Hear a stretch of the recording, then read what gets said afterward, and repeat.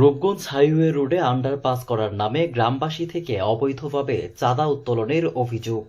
নারায়ণগঞ্জের রূপগঞ্জে হাইওয়ে সড়কে আন্ডারপাস করার নামে অবৈধভাবে টাকা উত্তোলন করছে স্থানীয় নেতারা।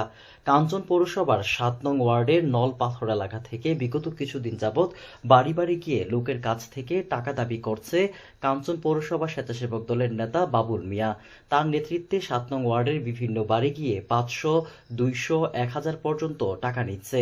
সবুজ, আজহার সহ তাদের দল নিয়ে বাড়ি বাড়ি থেকে টাকা ওঠানো হয় বলে জানিয়েছে এলাকাবাসী। এ বিষয়ে স্থানীয়রা বলেন, রাস্তার দায়িত্ব সরকারের, আমরা কেন টাকা দেব? জবাবে বাবুল মিয়া জানায়, টাকা নিয়ে আন্ডারপাস করা হবে এবং গ্রামবাসীকে রীতিমতো হুমকি দিয়ে টাকা আদায় করছে। এলাকাবাসী কর্তৃপক্ষের দৃষ্টি আকর্ষণ করে বলেন যেন বিষয়টি খতিয়ে দেখা হয়। এ বিষয়ে উপজেলা নির্বাহী কর্মকর্তা সাইফুল ইসলাম জয় জানায়, লিখিত অভিযোগ পেলে তারা বিষয়টি খতিয়ে দেখবেন। রাস্তার লেগে নলপাথর বাবুলে পাড়াইছে ৩ জন লোক আমার কাছে টাকা দিতাম মিলে ৫০০ টাকা দাবি করছে, আমি ২০০ টাকা হাজি, ২০০ টাকা নেই গা। তবে রাস্তা সরকারে করে দিব, প্রশাসন করে দিব, এটা আঙ্গ দর্জন কামের লেগে আটন লেগে করে দিব। আঙ্গ কাছে এটা টিয়া খুঁজলে কি আমরা দিতাম এত টিয়া। ওয়ার্ডের বাবুল নেতা নলপাথর বাড়ি, ওরা লোক পাঠাইছে সবার বাড়িতে বাড়িতে চাঁদা উঠানোর জন্য, যে আন্ডারপাস করবে ওইখানে, ওই আন্ডারপাসের জন্য ভোট প্রতি ৫০০ টাকা করে ১০০০ করে যে যেরকম পারতেছে এরকম ওরা তুলতেছে। এই টাকাটা নিয়ে ওরা কি করবে?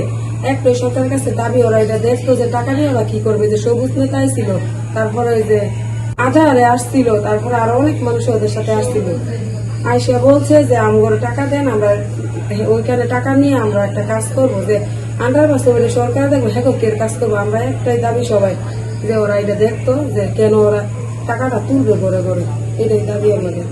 ৭ নং ওয়ার্ডের যে আন্ডারপাসের কাজ চলতেছে, সরকারি রাস্তা, এই রাস্তার আন্ডারপাসের কাজগুলো সব তো সরকারিভাবে হয়। আমাদের এলাকা থেকে কারো কাছ থেকে ২০০, কারো কাছ থেকে ৫০০ করে টাকা উঠানো হইতেছে। এই টাকা নিয়ে কি কাজে ব্যয় হবে সেটা আমরা এলাকাবাসী জানতে চাই।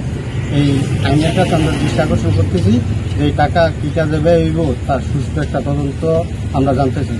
আন্ডারপাসের জন্য আমগো সবাই বাসা থেকে টাকা নিতেছে, ১০০০, ২০০, ৩০০, ৫০০ টাকা করে নিতেছে।